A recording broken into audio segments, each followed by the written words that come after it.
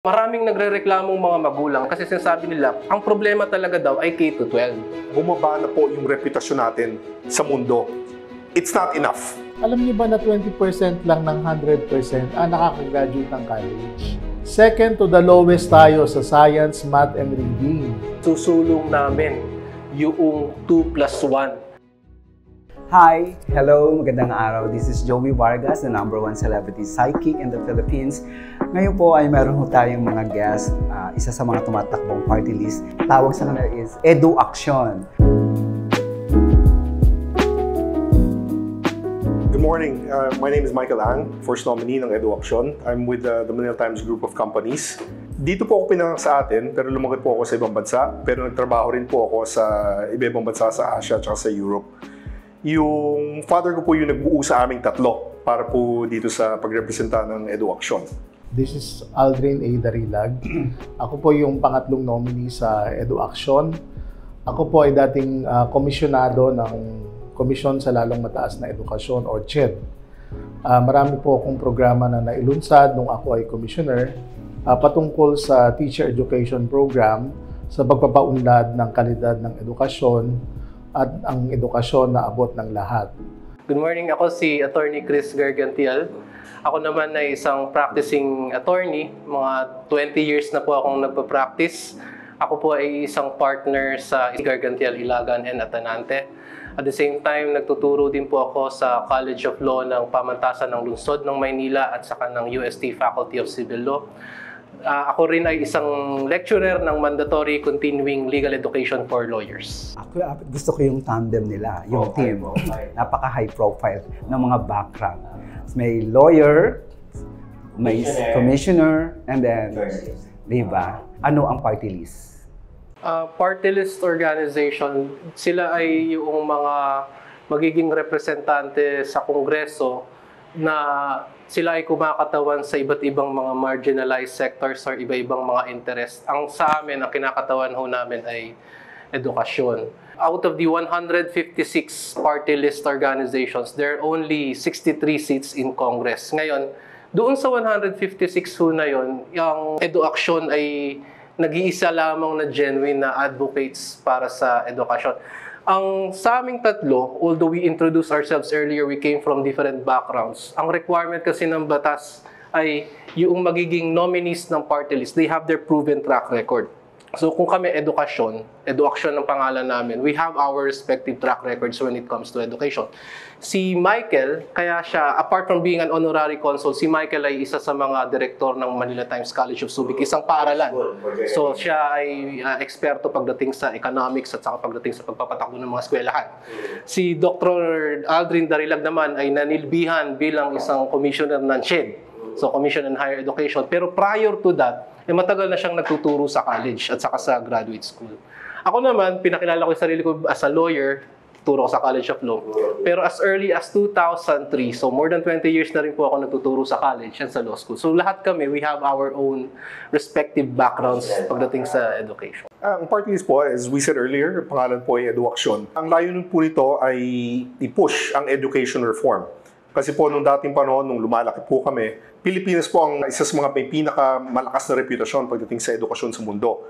Kaya nakikita po natin maraming pupunta dito ng mga foreigners because of yung quality of education natin. But not only that, pati po yung value for money in education. Ngayon, ang dami pong nangyari over the past several generations. Bumaba po yung kalidad ng edukasyon natin. Kaya po nung nabuo po yung grupo namin, pare-parehas po kami, uniform po yung nakikita namin. Marami pong magandang example dyan na pwede natin gamitin ang bansa natin para palakasin po ulit ang edukasyon sa bansa. We represent parents, we represent students, particularly those who are yung walang pangmatrikula dun sa nahihirapan na padala ang mga anak nila sa paaralan. Dahil alam naman natin na although libre ang pagpapaaral sa elementary, sa high school, at recently libre na rin sa college, karamihan pa rin ay mga napipilitang pumasok sa private sector, magbabayad ka pa rin ng tuition. So, yung aming sector na rin-represent, education sector, pati yung mga magulang at sa mga bata na nahirapan itawid yung college education, sila ang aming rin-represent. Layunin ng Edu Action, yung inclusivity ng educational system. Lahat kasali. lahat ay nakikilahok, lahat ay nakikinabang. So, walang mahirap, walang mayaman. Pag sinabing edukasyon, lahat ng miyembro ng mamamayang Pilipino dapat mag-benefit sa educational system ng ating bansa. Well, kasi po, di ba, may kasabihan na education is the great equalizer. So, kung may pera ka o wala, pabilidad ka o wala, entitled ka to education, to good education. Pero yun po yung naging downside po natin over the past few generations. Sumama po at bumaba yung kalidad ng edukasyon natin. Pagdating po sa quality, pagdating po sa affordability, yun po yung gusto naming i-push na marami pong sistema dyan na pwede nating tignan para gumanda ulit yung system of education natin. And that includes yung efficiencies po pagdating sa pag-disburse po nung budget. Marami pong pagkukulang po doon na sa tingin po namin, makakatulong kami para umabot po yung lahat sa dapat abutan. Talagang itinatadhana ng ating batas na karapatan ng lahat ng mamamayang Pilipino ang makakuha ng edukasyon. That's really one of the primary purpose bakit nabubuhay ang isang miyembro ng mamamayang Pilipino dito sa ating bansa. Dahil kailangan talaga nila ng edukasyon. Karapatan nila na maging edukadong Filipino. Bakit hindi nila kayo magsuporta sa ibang party list? Dahil 156 kamo yung party. 156. Bakit kailangan pa kayo mag-organize? Ito, we have been in the education sector for the longest time. Time and again, tried to push for reforms. And then, with the existing representation that we have, sa tingin namin, yung aming advocacy, hindi ito namin maipagkatiwala sa ibang mga advocates kasi since time and again, they have other priorities. The only avenue for us to be directly appointed ng mga stakeholders namin, popular election, popular votes, through Congress. So, ang decision namin, ni Convened EduAction, na walang ibang genuine or authentic na party list organization magre-represent doon sa may mga concerns sa education, we took the responsibility to represent them.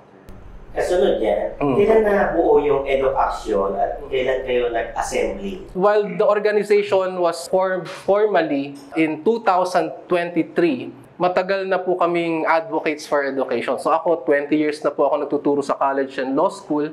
Si Aldrin Darilag, matagal na ring faculty at saka commissioner siya. Si Michael, 2 dekada nang nagpapatakbo ng eskwelahan. So matagal na po ang track record namin pagdating sa education. Ang aming mga followers, ang aming mga likers sa Facebook ngayon ay, as we speak, it's running around 60,000 followers already as we speak. Ang aming pangalan po ay EduAction. Yun lang, one word, EduAction. Please like us on Facebook. Number 96. Hindi exclusive yung name eh. So may mga iba kayong makikita na page sa Facebook na EduAction, na hawig, para kung hindi ko kayo ma-mislead, yung sa amin ay may number 96 doon sa profile photo. Pero madalas sabihin ni Sir Michael na bumaba ang edukasyon sa ating bansa. So paano nyo maiaangat nga ito kung talagang bumaba talaga ang edukasyon, ang quality of education? Yung ba rin ang reason kung bakit kayo tumakbo? Nga po, that's part of the reason ba't kami tumakbo. Kasi nga po, as Attorney Chris said earlier, na nakikita namin, eto na yung paraan ngayon na talagang ma-push namin yung mga layunin namin na education reform para mag-improve yung sistema ng edukasyon sa bansa. Na itong ginagawa po ng pamilya ko before sa mga dyaryo namin, na nag-write po kami ng article, nag-feature po kami ng mga items, mga write-ups on education reform, on issues regarding yung education challenges natin sa bansa. It's not enough. Kailangan po talaga, we have to throw our hat in the ring, na kailangan talaga pumasok kami para tumulong sa pag-legislate ng mga tamang batas para mag-improve yung educational system natin. Now, going to your question po, paano namin nasasabi na bumaba yung kalidad ng edukasyon sa atin? Sa experience ko po, I've represented the Kingdom of Jordan sa Pilipinas as their Honorary Consul General here since 2005. Nung dating panahon po, 70s up to the early 80s, there were close to 10,000 Jordanian students na nag-aaral sa Pilipinas. Ngayon po, total number, which already includes yung mga estudyante, it's barely over 200. So, pagdating pa lang po sa foreigner, dun pa lang, nabawasan na po ng malaki yung mga pinapadala sa Pilipinas. So, dun pa lang po, nakikita mo na bumaba na po yung reputasyon natin sa mundo na as an education hub. Pag tinignan mo naman po sa regional na neighbors natin, if we claim to be a top na destination hub for education for international students, Bakit po hindi tayo number one? Not in Asia, but even in ASEAN only. We're not the number one destination po. Pwede po natin i-improve yan. And marami pong recommendations on how we can improve our educational system. Talaga? Kaya nating i-improve? Kaya po. Isa pa sa mga paraan namin to improve yung quality at saka level ng education is yung pinaka-basic. Kailangan natin gawin na mas accessible, mas mura yan sa estudyante at saka sa magulang. Kasi aanhin mo yung kalidad na edukasyon in the first place kung yung mga tao, yung magulang, estudyante, hindi nila kayang itawid yung panggastos sa pag-aaral. So, paano namin ina-address yan? Pinaka-flagship namin na plataforma ay yung 2+1 na tinatawag namin. Yung 2+1 na yan, may kinalaman yan sa college curriculum. Kasi ang existing curriculum natin ngayon, 4 na taon. 4 years ang college. So anong kinalaman ng 2+1?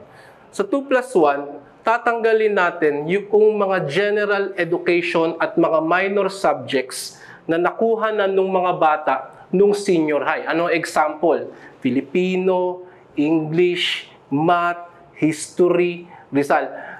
Hindi namin sinasabi na hindi mahalaga yan. Importante talaga yan. Ang sinasabi lang namin is yung pag-ulit sa mga ito, pag hindi na kailangan, hindi na necessary, needless yung repetition, redundant yan. So ang aming plataforma, since nakuha na yan sa senior high school, wag mo nang ipaulit sa college kasi alam naman natin, may bayad per unit sa college. So whether it's private or public school, may gastos at may gastos yung additional 1 year doon sa 4-year college curriculum. So ang layunin ng EduAction Party List, gawing mura, gawing 3 years lamang tapos na yung bata mag-aral sa college. Hindi ba? Laking tipid ng 1 taon. Bakit? Hindi lang naman tuition ng gastos.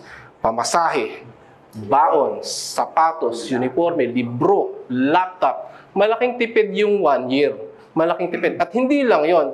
Kaya tinawag namin na 2+1 kasi 2 years ang theoretical or classroom learning. Kasi kapag tinanggal mo yung general education subjects, aabot ng 2 taon yan sa kolehiyo eh. So bakit 3? Kasi 2 years ang classroom learning plus 1 year na on-the-job training. So ang epekto nito, nakatipid na si nanay, si tate, si ate, si kuya, nagpapaaral sa estudyante na 1 taon.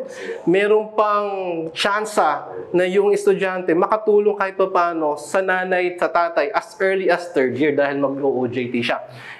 Paano siya kikita dahil estudyante lamang siya, nag-on-the-job training? Ang tanong, as early as the labor code, mga 1970s pa effective ang labor code natin, yung mga learners, mga apprentices natin, entitled na silang sumweldo equivalent to 75% of the prevailing minimum wage rate. Yes. So kung yun ay pwedeng ibigay sa mga learners, apprentices, walang dahilan para hindi yan i-extend same benefits sa mga on-the-job trainees natin. Attorney, meron pala yan sa labor code. Pero dun sa mga nurses, sa mga medical students, pag nag-practicum, sila pa yung nagbabalik. Yun. That is the reason, that's precisely the reason why when we want to, yung gusto namin itulak itong advocacy nito, ang pinakamaganda, pinaka-epektibo na itulak to, sa pamamagitan ng batas. At saka yung tinatanong ni Jovi kanina, ano bang indicators, bakit bumababa yung kalidad ng edukasyon? Marami tayong indicators na, no? Alam nyo ba, yung pumapasok na mga estudyante from elementary, hindi lahat yan nakakaabot ng college. Matagal ng issue yan. So, let's say 100% pumasok ka sa primary education. Alam nyo ba na 20% lang ng 100% ang nakakagraduate ng college? So, ibig sabihin, yung nasa konstitusyon natin, nasa saligang batas, hindi nasusunod. Kasi 20% lang. Dahil nga, may problema doon sa sistema ng edukasyon mula pa sa primary education patungo sa secondary education hanggang tertiary. Example, yung PISA result natin, hindi na tayo tumaas-taas sa PISA result. Yung ating 2022 PISA result, second to the lowest tayo sa science, math, and reading. Di ba nakakatakot na pangitain yan? Hindi na marunong magpasa. Yes. So mayroong problema sa primary education in terms of competency sa reading, science, and math. At saka yung NSAT, saka yung NCAI, talagang mababa na ibig sabihin yung kalidad ng elementary education, hindi mo maikumpara yan sa ibang kapitbahay natin sa Asia at sa international schools. Kung ikukumpara natin yung certain parameters at saka yung mga indicators, mababa talaga yung numero na binibigay ng bansang Pilipinas in terms of education. Pero Doc, 5 years ka nakaupo as Commissioner of SHED, di ba? 5 years yun. Yung mga bagay na ngayong sinasabi mo ba, bakit hindi mo nagawa yun nung panahong 5 years na nakaupo ka? Alam mo, Jovi, masyado kaming preoccupied sa pag-conduct ng meeting. Alam mo, ang isang commissioner, umuupo rin siya sa lahat ng board ng state universities and colleges. Kada isang commissioner, nag-handle siya ng 24 state universities and colleges. Ilan ang meeting ng isang state university sa isang taon? 4, kasi quarterly ang meeting. Tapos plus 2 special Board of Regents meeting. So 6 na meeting sa isang taon times 24 na state universities. Ano pang gagawin mo as commissioner? So wala na kaming nagawa kundi mag-conduct ng meeting, mag-preside ng meeting. Yung policy making function namin, hindi masyado na pagtutuunan ng pansin. Kung commissioner, bakit nandun yung commissioner sa mga... Nasa batas. Nasa Tingin batas. mo anong rasyonale? Bakit kailangan ilagay, makisaw-saw yung mga commissioner sa mga state? Yun ang hindi ko rin maintindihan. Pwede namang ibang tao. Pwede namang ibang tao ang... Masahod yata pag umatin sa meeting. No? Yes, may per dime. May per dime. Oo, may per dime. Dagdagan ko rin yung explanation kasi tama, legitimate yung tanong ni Joby kanina. Ikaw nasa CHED ka 5 taon na nung ginawa. Actually, nung kami nag-iikot sa mga eskwelahan sa iba-iba't bahagi ng Pilipinas, natatanong na sa amin, madalas itanong yan. Ang sagot namin, unang-una, yung batas kasi ang nagsasabi na ang ganito, ang curriculum dapat 4 years lang. 4 years ang curriculum. So batas yan. Walang discretion si Aldrin nung panahon na yon na kundi ipatupad yung sinasabi ng batas na dapat 4 na taon yung college. Iyon yung una. Pangalawa, baka inabot natin ito eh. Di ba noong tayo high school, elementary, ang edukasyon, ang nagpapatakbo niyan, isang ahensya lang, DepEd. Department of Education, Culture and Sports. Maganda doon dahil centralized, isang agency lang, lahat na may kinalaman sa education, mapa-college, tech-book, vocational, elementary, high school, isang ahensya lang. Noong late 90s, tinawag din trifocalization, hinati sa 3. So pagdating sa elementarya, at saka sa high school, ang humahawak niyan, Department of Education. Pagdating sa vocational tech-book, TESDA. Pagdating sa mga college, higher education, CHED. Kaya nga, sinasabi, may problema sa kalidad ng education. Nagsisimula yan sa elementary, sa high school. Pero, titignan mo, nung siya ay naninilbihan sa CHED, ang may hawak nun ay hindi CHED, DepEd. So, isa sa mga susulong sana namin, centralize sana, or they have to get their acts together. Kaya nga, di ba, maraming nagre-reklamong mga magulang, naintindihan namin yan, kasi sinasabi nila, ang problema talaga daw ay K-12. Kasi nadagdagan ng grades 11 and 12. Ang sa amin naman, yung anak ninyo, yung mga anak natin, yung mga bagay na tinuturo sa grades 11 and 12, kailangan talaga matutunan ng mga bata yan bago sila dumating ng 18 years old. That's one reason. Second, kailan nyo gustong matutunan ng mga bata yan? Sa high school pa lang, kung kailan libre at mas mura ang tuition, o sa college kung kailan mas mahal at saka limitado lang mga eskwelahan. Di ba sa high school, mas maganda? So, okay yung grades 11 and 12. Yun naman talaga ang purpose ng K-12, kaya dinagdag yun. Ang problema, DepEd yan, noong nagkaroon ng K-12, nagkalimutan sa CHED. So, yung mga nadagdag sa high school, grades 11 and 12, nakalimutan o for some reason, hindi nila na-deliver na dapat hindi na uulitin yan sa college. Inuulit. So, dagdag gastos, dagdag baon, pamasahe, tuition. So, sa amin naman, hindi rin talaga masisi yung mga ahensya na yan dahil hindi na pakialaman ng batas yung number of units sa college. Kaya, through party list advocacy, gagawin namin, pagdating namin doon, isusulong talaga namin na yung 4 years college education, gagawin na lamang 3, hindi na ipauulit yung general education. Tsaka ang kagandahan nito, yung 2+1, nakafocus din tayo doon sa +1. Dati yung OJT kasi natin parang sinali lang doon sa curriculum o requirement. Pero ito, nakafocus tayo, nakatuon yung pansin natin sa OJT. So, yung skills-based training ng mga estudyante, talagang pagtutuunan ng pansin. Kasi sila naka-immerse na talaga sila sa industry practice. At meron silang sweldo.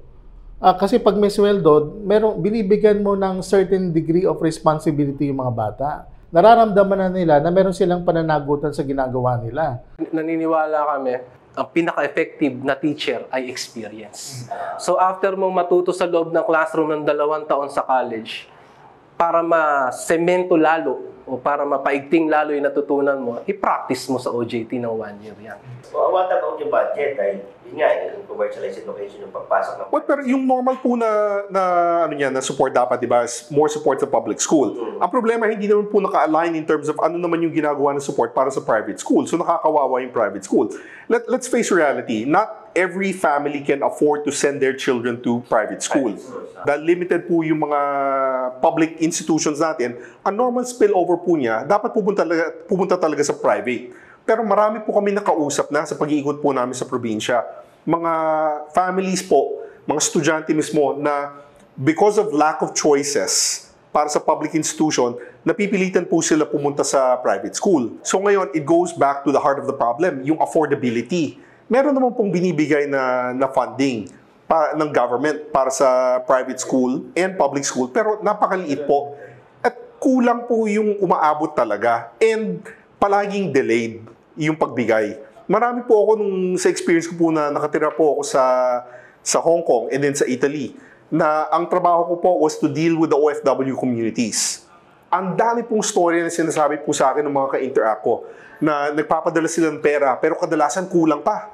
Magbebenta sila ng mga napundara nila, nakabili ng tricycle, nakabili ng kalabaw. Magbebenta po sila para maitawid lang yung pambayad sa tuition.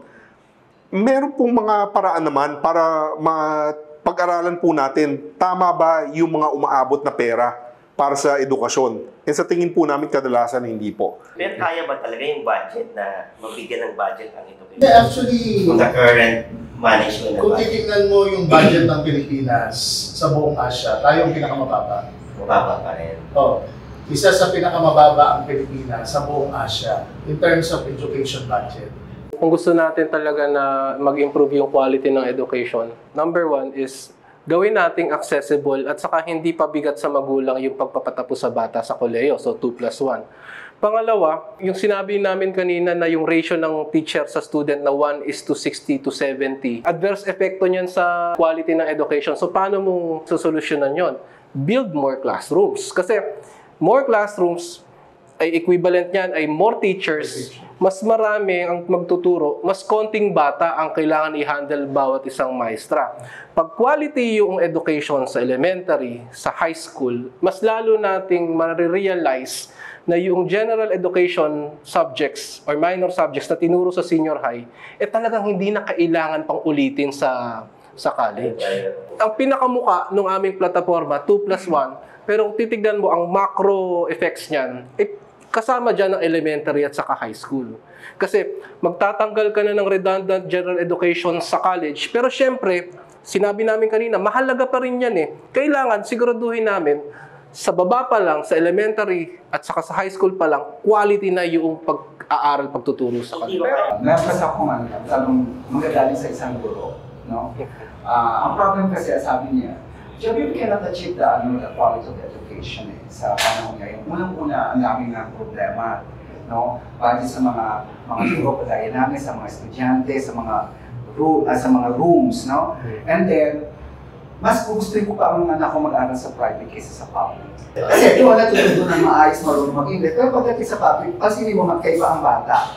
Grade 1 to grade 1, ay hindi mo pareho. Pasulatin mo sila. So, nasa ang tinatawag nilang quality of education na nanggaling sa public. Unang-una, ito pa rin ang problema. Kapag ang isang estudyante nagtapos sa magandang universidad, Ateneo, Lasal, UP, at ang isang public na ano ba mga public school? Masbate, for example, State University. Pag nag-apply ka, sino ang priority? May discrimination nga. May discrimination, di ba? So, even you achieve what we calling the quality of education, ibang industry natin dito ngayon. Titignan ko, saan ka nagaling? At inista mo ako. That's good. Saan ka nagaling? Doon lang ako nanggaling sa... sa tabi niyo mo yan. Let's go with the activista Dalasal. O yung may discrimination. So, saan papasok yung quality of education? Hindi, siguro yung leveling of the playing field, dapat ginagawa yan mula basic education hanggang higher ed. Kasi dapat laging magkatuwang ang private at public eh. Totoo yun na medyo napapabayaan natin ang elementary at secondary education. Kasi masyado tayong maraming minamanage. Kulang na kulang ang teacher, pero maraming hinahandle ng mga estudyante. Unlike sa private na basic education, kontrolado ng private. Kasi ang mga bata, nagbabayad ng tuition. So may pananagutan yung school administrator na talagang i-deliver ang quality education. Yun nga, sabi nga ni attorney kanina, ang isang pinaka-problema sa public basic education, yung congestion. Lalo na yung schools na talagang nasa rural areas. Talagang congested sila. Pag nagano po tayo, isa sa mga naging talagang key focus natin, yung pag-decongest sa basic education, hindi naman po natin sabihin na, baka nagkukulang tayo sa teachers. Marami po tayong ginagraduate na mga education majors po, taon-taon. Ang concern lang talaga dito, kailangan madagdagan din yung mga institutions na pwede nilang pagtrabahuhan as an educator. So, pag ginawa po natin yun, accomplish natin yun, yung effect po nito, generational. Hindi po ito pang short-term na effect po. Yun po yung layunin namin. Long-term lasting effect talaga to improve our educational system. Hindi po kami nagtatry mag-invento ng mga paraan para maayos yung sistema. Marami pong existing models dyan sa iba-ibang bansa na pwede natin tignan, pag-aralan, at i-adapt sa bansa natin. Yung tanong niyo po kanina, Joey, about yung leveling the playing field, about yung public school and private school. Marami pong modelo dyan. Like, look at the Scandinavian countries. Puro sila nakafocus sa public school. Libre yung public school nila from yung sa elementary mo, primary, secondary, college, even up to postgraduate, libre. And pagdating po sa kanila, pag sinabi, hindi na tinatanong saan ka nag-aral. Basta nag-aral ka, nakatapos ka, dahil alam nila level equal in terms of kung ano yung dinideliver po ng mga eskwelahan. So yung ganung sistema po, posible po yan. At dapat talaga tingnan din po natin ano yung magandang mga modelo na pwede nating i-adapt sa bansa natin para hindi po tayo kailangan mag-invento ng mga solusyon. So, pagkaupo ninyo, nakaupo kayo. Yes, so, kung manalo kayo no? Ano unang ba yung gagawin ninyo kung sakali man nandiyan na kayo? We will hit the ground running. So pagka kami ay binigyan ng pagkakataon na manilbihan bilang representante, ang talagang uunahin namin yan, isusulong namin yung 2+1. Pangalawa, bibigyan namin ng legislation na nagkaroon ng tamang definisyon kung ano ang ibig sabihin ng academic freedom. Kasi matagal na nating nadidinig ang academic freedom, nabanggit na rin yan sa saligang batas kung ano ang academic freedom. Pero alam niyo na ba na hanggang ngayon, walang definition ang academic freedom. Bakit natin kailangan bigyan ng definition? Kasi yung lack of definition na yan paminsan ang nagiging ugat ng pang-aabuso sa mga karapatan ng mga schools, mga universities, na turuan kung sino sa tingin nila ang dapat turuan, paano ituturo, ano ang ituturo, at kung sino ang ituturo. So without the definition of academic freedom, minsan, naabuso yan. Pangatlo, naniniwala kami na yung mga bata, pag yan pumasok na walang laman ng tiyan, hindi matututo yan. Hindi ka matututo ng gutom. So isa sa mga plataforma ng EduAction ay siguraduhin na ang mga bata, ang mga elementary students, may libreng breakfast, may libreng tanghalian. Pang-apat, yung mga paraan natin noong tayo ay nag-aaral na libro, papel, di ba? Medyo outdated na yan. Ngayon, ang mga resources natin, nakukuha natin yan digital online. Ang problema, walang access ang karamihan ng mga schools natin sa malalayong lugar. Walang internet access. So, isa sa mga plataforma ng EduAction ay to provide libreng internet, libreng wifi access sa mga eskwelahan, sa mga estudyante. Sila lang. Siguro magkaroon ng isang pamamaraan o isang batas. Magmamandato sa lahat ng servant leaders, ng mga naglilingkod sa pamahalaan, na talagang pangalagaan yung budget. Na yung budget ay siguradong makakarating sa grassroots level. So minsan kasi ang budget medyo natatapyasan bago makarating dun sa edukasyon. So hindi ko sinasabing wala akong binabanggit o wala akong pinapatamaan. Pero ibig sabihin, yung ating pangangalaga sa budget, lalo na kung ang budget ay nakalaan sa edukasyon, dapat talagang pangalagaan yan. Tsaka in-addressing po yung mga, halimbawa, mga malalayong lugar, malalayong mga baryo, na liblib na area na kulang talaga sila sa infrastructure. I think maybe expounding on yung partnership with industry or engaging the industry more as a key stakeholder sa educational system natin. Dahil alam naman natin ang limitations ng gobyerno. Pero if there are key partnerships, pwede po makatulong din po yung industry pagdating sa pagdagdag ng infrastructure sa mga ibang area. And hindi naman ito kailangan na yung talagang pinakamaganda, pinakamagarbo. Importante po yung functionality na kung ano yung ipapasok para magkaroon ng accessibility to more educational na resources yung mga estudyante at yung mga guro. We're proud to say na ang EduAction Party List, hindi kami incumbent. So first time lang namin. So na-accredit lang kami ng Commission on Elections itong taon lamang na ito. And notwithstanding that, we are proud to say na yung recent survey na ginawa nitong December 2024, pang 20 ang EduAction, SWS. Wow. So 20, pang 20 ang EduAction out of the 156 party list groups. Pang 20 ang EduAction. So, nung December yun, medyo malayo-layo pang halalan, pipilitin ho namin na mapuntahan lahat ng sulok ng Pilipinas para umangat pa. Siguro dahil sa programa mo, Joby, magiging ano na kami, top 10. Makakatulong. Kaya gusto rin namin kayong pasalamatan dahil ito yung opportunity namin para kami ay magpakilala sa mga followers ninyo. Ang nanonood kay Joby. Alam namin. Alam namin yan. Photo ang OFW. Pero alam mo, ang ganda ng Maganda, they deserve to be involved. At saka, Joby, siguro, ito lang ang may pagmamalaki namin. Kami lang yung party list na talagang nakatuon sa edukasyon. Sa lahat ng aspeto ng edukasyon, yan ang pakikialaman natin. Isang kilala ko na hindi nakatapos. Yun nga yung problema niya. So may naiwan siyang 21 units. Sabi niya, bayaran ko na lang yung natitirang unit. Pwede ba yun? Meron ba sinulong natin ang isang malinis na governance, malinis na pamamahala. So siguro hindi tama yung bayaran na lang.